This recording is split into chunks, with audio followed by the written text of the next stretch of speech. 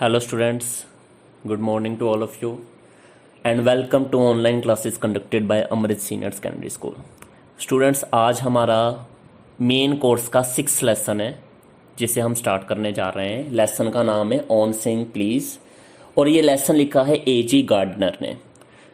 इन्होंने बहुत सारे ऐसे लेसन्स लिखे हैं जिनमें समाज को लेकर बहुत सारी बातें हमें सीखने को मिलती हैं। आज के लेसन में हमने ये जानना है कि ज़िंदगी में जो छोटे छोटे वर्ड्स हैं जैसे please, sorry, thank you, in words की इम्पोर्टेंस क्या है और जो बदतमीज़ लोग होते हैं जिन्हें मैनर्स नहीं है किसी बात को लेकर, उन लोगों को क्या कानून सुधार सकता है, इसका जवाब हम इस लेसन में जानेंगे।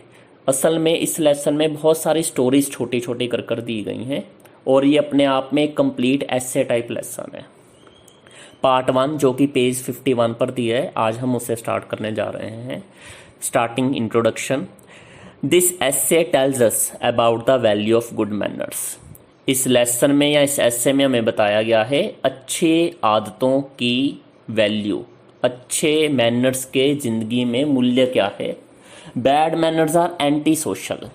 जो खराब आदतें हैं वो समाज के खिलाफ होती हैं। But they are not a crime in the eyes of the law and therefore the law does not permit us to hit back if we have been the victims of bad manners. पर कानून की नज़रों में अगर किसी इंसान में बुरी आदतें हैं तो कानून उसके लिए कुछ नहीं कर सकता। हाँ, पर कानून हमें ये नहीं कहता कि अगर किसी ने हमारे साथ बदतमीज़ी की है तो हम उसे मारें या उसे चोट पहुंचाएं। बेशक उसने हमारे गरिमा को, हमारे ईगो को हर्ट किया हो। इन शॉर्ट, अगर बेशक किसी ने अपने बैड मैनर्स हमारे साथ शो किए हों तो इसका मतलब ये नहीं है कि हम उसे हिट बैक करें। People begin to avoid a man with bad manners. जिस इंसान में अच्छी आदतें नहीं होती लोग उसे अवॉइड करते हैं। A person with good manners brings us happiness. जिस इंसान में अच्छी आदतें होती हैं वो हमें खुशी पहुंचाता है। His company is Indeed very pleasant. और ऐसे इंसान की संगत बहुत खुशनुमा होती है, अच्छी होती है। This asset deals with little but socially important incidents from daily life. ये ऐसे छोटे छोटे इंसिडेंट्स की हमें जानकारी देता है जो हमारी रोज़ की ज़िंदगी में शामिल है। It shows us the importance of words like please and thank you in our everyday life. हमारे रोज़ की ज़िंदगी में प्लीज़ और थैंक यू जैसे शब्दों की क्या महत्वता है वो हमें ये लेसन बताएगा। They settle bitter quarrels and soften bad tempers. Please और थैंक यू जैसे शब्द बड़े बड़े झगड़ों को निपटा सकते हैं और महान क्रोध को भी शांत कर सकते हैं। सॉफन का यहाँ मतलब है शांत करना, टेम्पर्स मतलब क्रोध, गुस्सा। अब मेन प्रोज स्टार्ट करते हैं इसमें। The young liftman in a city office who through a passenger out of his lift the other morning and was find for the offence was undoubtedly in the wrong. यहाँ एक कहानी शुरू हो गई है कि एक लिफ्टमैन था, जवान लिफ्टमैन था जो किसी शहर के दफ्तर में लिफ्ट ऑपरेट करता था। तो उसने अपनी लिफ्ट में से एक पैसेंजर को बाहर निकाल दिया। इसकी जवाबी कार्रवाई के बदले उस पैसेंजर ने उस लिफ्टमैन की कंप्लेंट उस कंपनी के मालिक के पास कर दी थी, जिसकी वजह से उस कंपनी के मालिक ने उस लिफ्टमैन को जुर्माना लगा दिया। हालांकि लिफ्टमैन गलत था, उसे पैसेंजर को लिफ्ट से निकालना नहीं चाहिए था। पर पूरा इंसिडेंट क्या हुआ वो हमें आगे पता लग जाएगा। It was a question of please. असल में ये सिर्फ इंसिडेंट प्लीज को लेकर था। The complainant entering the lift said top. जो मुसाफिर जिसने बाद में उस लिफ्टमैन की शिकायत की बड़े अफसर के पास, जब वो लिफ्ट में दाखिल हुआ था उसने लिफ्टमैन को कहा कि ऊपर, मुझे ऊपर वाले फ्लोर में ले चलो। The liftman demanded top please and this concession being refused he not only declined to comply with the instruction but hurled the passenger out of the lift. Liftman चाहता था कि पैसेंजर उसे प्लीज कहकर बोले कि प्लीज तुम मुझे top पर ले चलो, जबकि पैसेंजर ने ऐसा कुछ नहीं किया। लिफ्टमैन को गुस्सा आया, उसने सोचा कि ये पैसेंजर तो बड़ा ईगोइस्ट है, इसमें घमंड बहुत ज़्यादा है। उसने सीधा ही उसे ऊपर पहुंचाने से मना कर दिया और साथ ही साथ उसने उस पैसेंजर को धक्का मारकर लिफ्ट से बाहर भी निकाल दिया। हर्ल्ड मतलब बाहर धक्का मार कर निकालना। This of course was carrying a comment on manners too far. Obvious ये बात है कि ये किसी के मैनर्स को लेकर कुछ ज़्यादा ही उत्तेजना जाहिर की गई है। Discourtesy is not a legal offence and it does not excuse assault and battery. जो बदतमीजी होती है वो कानूनी जुर्म नहीं है, और इसका ये भी मतलब नहीं है कि आप किसी की इंसल्ट या किसी की धक्का मुक्की को आप बर्दाश्त करोगे। असॉल्ट एंड बैटरी, यहाँ पर बैटरी का मतलब है किसी को फिजिकली टच कर कर उसे परेशान करना। असॉल्ट मतलब insult. If a burglar breaks into my house and I knock him down, the law will acquit me, and if I am physically assaulted it will permit me to retaliate with reasonable violence. Writer कहता है कि अगर कोई चोर मेरे घर आ जाए और मैं उससे मारूं तो कानून मुझे बरी कर देगा, रिहा कर देगा। एक्विट होता है बरी करना। और अगर उस चोर ने मुझ पर हमला किया तो कानून मुझे ये भी इजाज़त देता है कि मैं भी एक संयम में रहकर उस चोर के प्रति हिंसा करूं, उसे मारूं। रिटेलिएट यानी बदला लूँ, बदले की कार्रवाई करूँ। It does this because the burglar and my असेलेंट have broken quite definite commands of the law. ऐसा इसलिए क्योंकि चोर और मेरे जो बदले की मन में भावना थी, जो मेरे मन में अटैक करने की भावना थी, वो दोनों कानून के दायरे में रहकर ही काम कर रहे हैं। किस तरह से? चोर जब घर में आया, उसने अगर मुझ पर हमला किया तो ऑब्वियसली उसकी भावना अगर मुझ पर हमला करने की है तो मेरी भावना भी उससे बदला लेने की है, जो कानून के दायरे में बिल्कुल ठीक मानी जाएगी। But no legal system could attempt to legislate against bad manners और could sanction the use of violence against something which it does not itself recognise as a legally punishable offence. पर दुनिया में कोई भी ऐसा कानून का सिस्टम नहीं बना जो बुरी आदतों के प्रति कानून बना सके, या अगर किसी ने बुरी आदतों का प्रदर्शन हमारे सामने किया है तो उसे कानून के द्वारा सज़ा दी जा सके। ऐसा कानून में कोई भी प्रावधान या सिस्टम नहीं है। And whatever our sympathy with the liftman we must admit that the law is reasonable. हमें बेशक लिफ्टमैन से हमदर्दी हो कि उसको हर्जाना भरना पड़ गया पैसेंजर को लिफ्ट से निकालने के लिए, पर असल में यहाँ पर कानून बिल्कुल ठीक है। It would never do if we were at liberty to box people's ears because we did not like their behavior or the tone of their voice or the scowl of their faces. Scowl का मतलब होता है गुस्सा, faces मतलब चेहरे। कानून हमें कभी भी ये काम करने की इजाज़त नहीं देगा अगर हम लोग खुद को आज़ाद समझने लगे कि ज़रा सा किसी ने हमें गुस्सा दिखाया अपने चेहरे पर, ज़रा सा कोई हमसे ऊंची आवाज़ से बात कर रहा है तो हम उसके कान खींच दे या उससे चांटा मार दें चढ़कर, या अगर कोई हमसे गुस्से से बात कर रहा है तो हम भी गुस्से से बात करने की बजाय फिजिकल एक्शन ले लें। कानून कभी भी इस चीज़ की इजाज़त नहीं देता।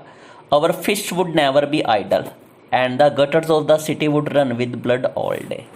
अगर इस तरह से कानून हमें इजाज़त देने लगे कि कोई ज़रा सा हमसे रूडली बात करे तो हम उसे धर दें या उस पर आक्रमण कर दें, तो ऐसा करने से तो हमारे हाथ की जो मुट्ठियां हैं वो कभी खाली नहीं रहेंगी। हम रोज़ किसी ना किसी को मारते जाएंगे और शहर के जो गटर हैं वो भी हमेशा खून से ही भरे रहेंगे।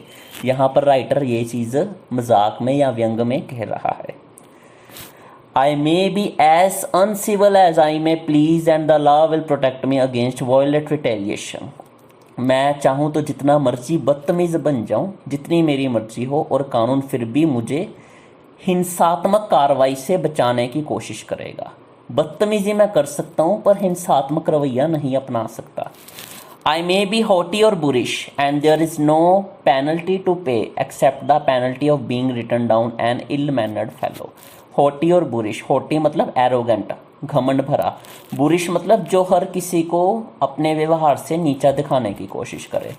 तो मैं घमंड भरा हो सकता हूँ, दूसरों को नीचा दिखा सकता हूँ, मुझ पर कोई भी पेनल्टी नहीं लगाई जाएगी कानून की तरफ से। हाँ, बस मेरे बारे में लोग ये लिख देंगे कि इस इंसान को तो बात करने की तमीज़ नहीं है या ये इल मैनर्ड फेलो है। ये सारे शब्द राइटर अपने लिए इस्तेमाल कर रहा है। The law does not compel me to say please और to attune my voice to other people sensibilities any more than it says that I shall not wax moustaches और डाई माई हेयर और wear ringlets down my back. कानून मुझे ज़बरदस्ती ये नहीं कह सकता कि मैं प्लीज़ बोलकर ही हर किसी से बात करूं, और ना ही कानून मुझे ये कह सकता है कि मैं लोगों की जो भावनाएं हैं उनको व्यक्त करूं अपने द्वारा। और कानून ये भी नहीं मुझे कह सकता कि मैं हर रोज़ अपनी मूंछों पर वैक्स यूज़ करूं या अपने बालों को डाई करूं या मैं अपने रिंगलेट्स यूज़ करूं। अपने बैक, कईयों ने जैसे बालों के पास भी कुछ रिंगलेट्स यूज़ किए होते हैं। एक रिंगलेट का तो मतलब रिंग की तरह होता है। एक रिंगलेट्स होते हैं जो बालों में छोटे छोटे गोल चीज़ें अमेरिका या फॉरेन कंट्री में कुछ लोग डालते हैं अपने ग्रेट फैशन सेंस को शो करने के लिए। तो कानून हमें इन चीज़ों को लेकर कभी रोक नहीं सकता। It does not recognise the laceration of our feelings as a case of compensation. वैसे तो लैक्रेशन का इंग्लिश में मतलब होता है किसी के स्किन पर वार करना चाकू से, किसी को हताहत करना चाकू की मदद से, पर यहाँ लैक्रेशन का मतलब है ख़त्म करना। अपनी फीलिंग्स को हम ख़त्म कर नहीं सकते और इसके बदले में किसी भी तरह का हम हर्जाना भी कानून से ले नहीं सकते। इन शॉर्ट कहने का मतलब है कि कानून हमें इस बात के लिए कभी भी पाबंदी नहीं लगाता कि हम अपनी फीलिंग्स को किस तरह से दूसरों के प्रति व्यक्त करें। There is no allowance for moral and intellectual damages in these matters. अगर हमसे कोई बदतमीजी से बात कर रहा है तो जो हमारी नैतिक या अकेले व्यक्तित्व के तौर पर हानि हुई है उसको लेकर कोई भी हर्जाना हमें नहीं मिलने वाला। This does not mean that the damages are negligible. इसका ये मतलब नहीं है कि जो हमें इंसल्ट फील होती है, जो उससे नुकसान होता है, वो ना के बराबर है। नेग्लिजिबल मतलब ना के बराबर। It is probable that the liftman was much more acutely hurt by what he regarded as a slur upon his social standing than he would have been if he had a kick on the shin for which he could have got a legal redress। अब writer यहाँ क्या कहना चाहता है? Writer कह रहा है कि ऐसा इसलिए हम कह रहे हैं क्योंकि जो लिफ्टमैन था, हो सकता है वो भी, उसने भी बड़ी इंसल्ट फील की हो जब उस पैसेंजर ने प्लीज़ कहने से मना कर दिया। स्लर के दो मतलब होते हैं, इंसल्ट और धब्बा। यहाँ पर हम इंसल्ट के तौर पर इसका मतलब लेंगे कि उसने अपने सामाजिक चेतना के विरुद्ध बड़ी बेइज्जती महसूस की जब पैसेंजर ने बाकी पैसेंजर्स के सामने कह दिया कि मैं आपको प्लीज़ क्यों कहूँ। और लिफ्टमैन चाहता तो वो और ज़्यादा पैसेंजर को हिट कर सकता था, उसके ठोडी के हिस्से पर उसे हिट कर सकता था। और अगर वो चाहता, यानी अब पैसेंजर की बात हो रही है कि अगर अब पैसेंजर भी चाहता तो वो फिर लीगल कार्रवाई भी कर सकता था। The pain of a wound to our self respect or our vanity may poison a whole day. कई बार जब हमारे ईगो पर बात आ जाए, जहाँ हमारे इज्जत की बात आ जाए, जहाँ हमारी गरिमा की बात आ जाए, वैनिटी का यहाँ मतलब है गरिमा, तो उस दिन फिर वो सारा दिन ही हमारा खराब जाता है क्योंकि हम सारा दिन अपनी की हुई इंसल्ट के बारे में सोचते हैं। I can imagine that liftman denied the relief of throwing the author of his wound out of the lift, brooding over the insult by the hour and wishing it on his wife in the evening as the only way of restoring his equilibrium। Writer अब ये कह रहा है कि मैं ये कल्पना कर सकता हूँ कि वो जो लिफ्टमैन था, हो सकता है अगर मैं उसकी लिफ्ट में जाता वो मुझ पर भी गुस्सा निकालता। जहाँ जो उस समय उसकी इंसल्ट की गई, उसके बाद शाम को वो घर गया होगा और उसने सारा गुस्सा अपनी वाइफ पर निकाल दिया होगा बैलेंस बनाने के लिए। इक्विलिब्रियम का यहाँ मतलब है बैलेंस। किस बैलेंस की बात की गई है? जब हमारी को इंसल्ट करे बदले में हम किसी तीसरे की इंसल्ट कर दें तो ऐसे हम अपनी फ्रस्ट्रेशन फिर दूसरों पर निकालनी शुरू कर देते हैं। यहाँ इस इक्विलिब्रियम की बात की गई है। For there are few things more catching than bad temper and bad manners. कई ऐसी चीज़ें हैं जो बुरी आदतों या बुरे गुस्से से ज़्यादा अलग हैं और ज़्यादा प्रभावित करती हैं। When Sir Anthony Absolute bullied Captain Absolute, the latter went out and bullied his man Fag, whereupon Fag went downstairs and kicked the page boy. अब ये एक नाटक की एग्जाम्पल राइटर दे रहा है। राइटर के ही एक स्टोरी में उसने कुछ करैक्टर्स इंट्रोड्यूस किए थे, जिसमें एक थे सर एंथनी एब्सोल्यूट। तो उस कहानी में ये बताया गया था कि सर एंथनी एब्सोल्यूट ने अपने बेटे कैप्टन एब्सोल्यूट की इंसल्ट की। कैप्टन एब्सोल्यूट एंथनी एब्सोल्यूट का बेटा था। कैप्टन एब्सोल्यूट ने अपने पिता की बात का गुस्सा निकालने के लिए वो गया दूसरे रूम में और उसने अपने नौकर फैग की इंसल्ट की। फैग भी बाद में गया सीढ़ियों के नीचे और उसने अपने से छोटे जो पेज बॉय था, पेज बॉय यानी जो घर के छोटे मोटे काम करे, उस शख्स की इंसल्ट कर दी। यानी सभी अपना गुस्सा दूसरे पर निकाल रहे हैं, एक दूसरे की इंसल्ट कर कर।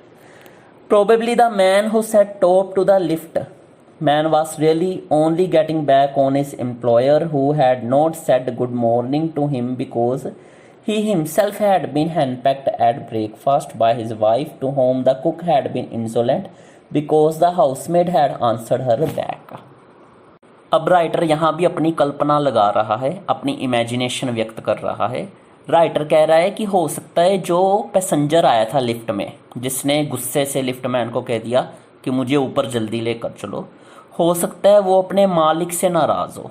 एम्प्लॉयर यानी मालिक, और मालिक से वो इसलिए नाराज़ था क्योंकि उसने उसे गुड मॉर्निंग कहा पर मालिक ने बदले में उसे जवाब नहीं दिया गुड मॉर्निंग का।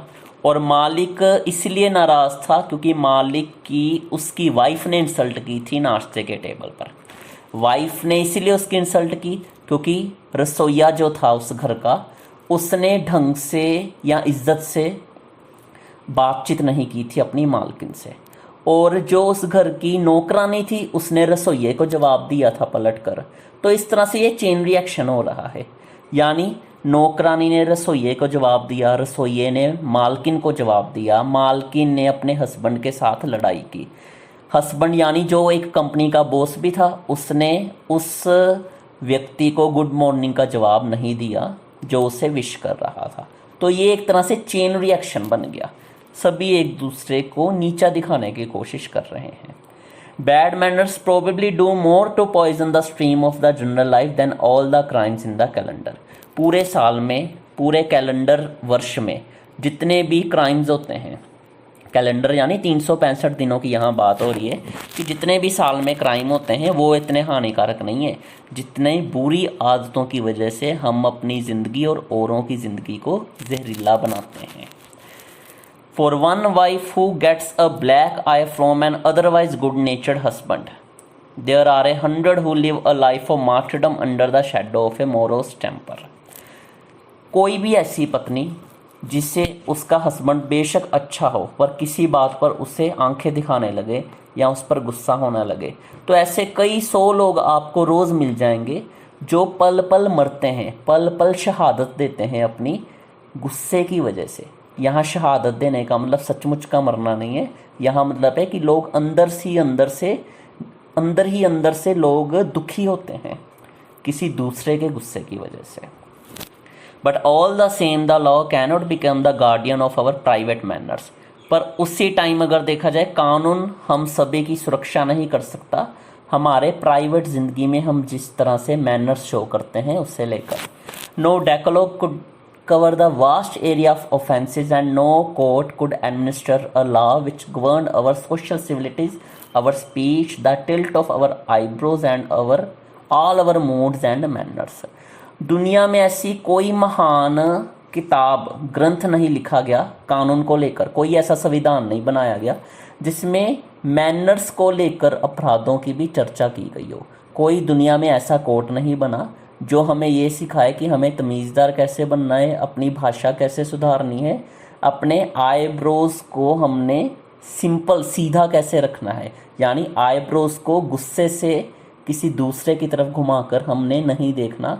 और हमारे मूड्स या हमारे मैनर्स को लेकर कोई भी कोर्ट हमें मैनर्स नहीं सिखा सकता या हमें बुनियादी शिक्षा नहीं दे सकता। ये हमारी सोशल सेंस होनी चाहिए कि हमने किस तरह से समाज में रहना है। तो हमारे 2 पेजेस कवर हुए स्टूडेंट्स, लेसन ये बड़ा है, इसके बाकी पोर्शंस हम नेक्स्ट 2-3 सेशंस में कवर करेंगे। बात कर लेते हैं होमवर्क की। सबसे पहले आपको फिलअप दिया हुआ है the lesson tells us about the value of dash. इस लेसन में हमें डैश की वैल्यूज के बारे में बताया गया है। आप फर्स्ट पैरा ही जब इस वीडियो का देखेंगे आपको कुछ आंसर्स मिल जाएंगे। Dash are anti social, dash समाज के विरोध में होते हैं। Dash is not a legal offence, dash कानूनी अपराध नहीं है। ट्रू एंड फॉल्स फोर्थ पर दिया है the law compels us to say please, कानून हमें मजबूर कर सकता है प्लीज कहने के लिए। सही या गलत आपने लिखना है। फिफ्थ पर हमें दिया है the lift man through passenger out of his lift, lift man ने पैसेंजर को लिफ्ट से निकाल दिया था। सही या गलत आपने बताना है। सिक्स्थ भी ट्रू फॉल्स है। We infect the world with our ill humours, हम अपने जो घटिया आदतें हैं या जो हमारे मानसिक विचार हैं, जो गलत मानसिक विचार हैं, उनसे हम दुनिया को भी गलत तौर पर प्रभावित करते हैं। ये बात सही है या गलत आपने लिखना है। सेवंथ पे क्वेश्चन है who bullied captain absolute, captain absolute की इंसल्ट किसने की। 1-2 वर्ड में आपने आंसर देना है। 8th नंबर पर है what is the meaning of the word Slur in simple English. Slur word का मीनिंग आपने सिंपल इंग्लिश में देना है। स्लर का मतलब होता है बेइज्जती, तो बेइज्जती को आप और क्या इंग्लिश में कह सकते हैं वो आपने नीचे लिख देना है। और 9th पर है who is the writer of this lesson, इस लेसन के राइटर का नाम आपने बताना है। Thank you students.